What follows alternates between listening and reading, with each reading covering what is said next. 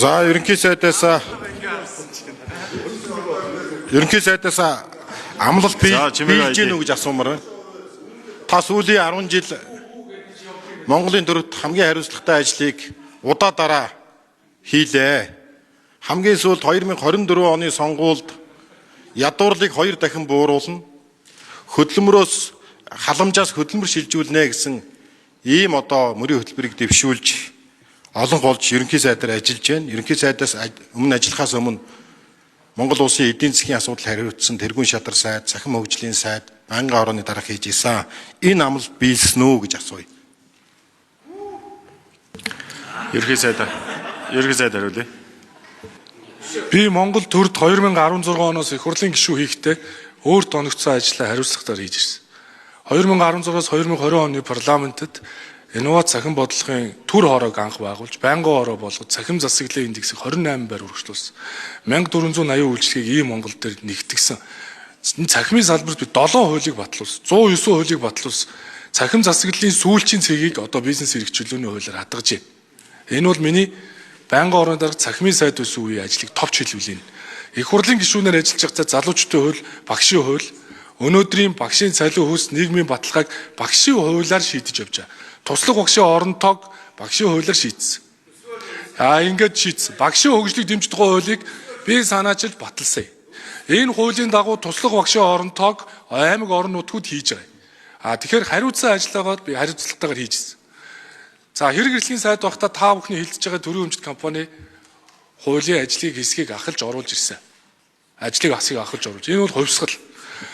Эдийн засгийн хөгжлийн сайд байхаас би нэг зүйлийг онцлоё.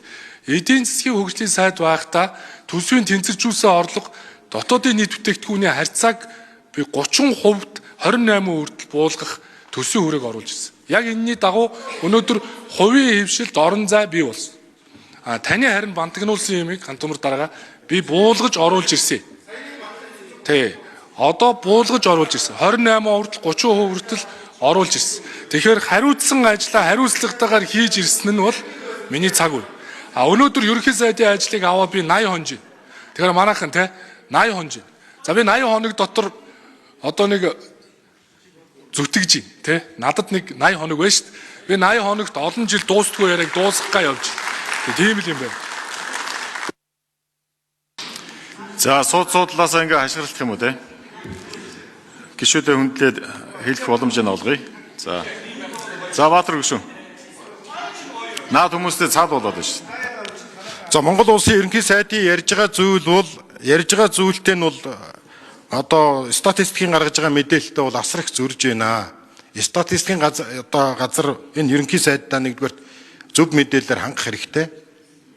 Ядуурлыг 2 дахин бууруулна гэсэн энэ мөрийн хөтөлбөр огт биелээгүй.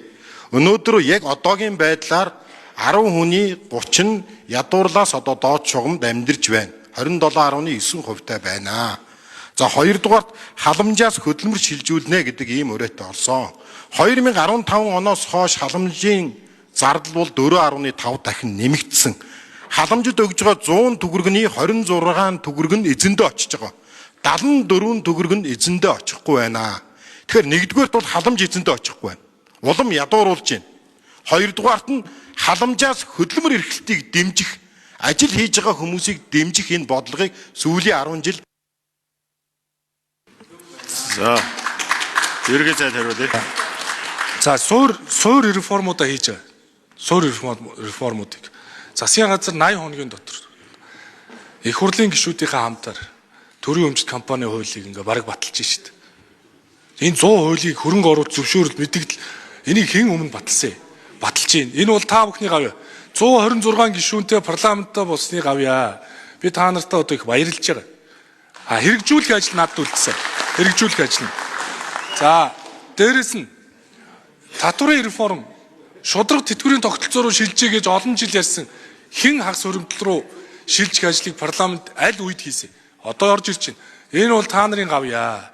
Энэ суур реформуудыг хийж байгаа сайн хэрэгээ. Татварын бай, тэтгэврийн бай, энэ олон төслүүд гацаа бүх юмнасаа гарганаа. Тэгээд 146 бизнесийн үйл ажиллагааг сая би нээлээ гэдсэн шүү дээ. 500 гаруй компани байгуулагдсан шүү дээ. Тэд нар чи одоо надтай уулзъя гэд явж байна.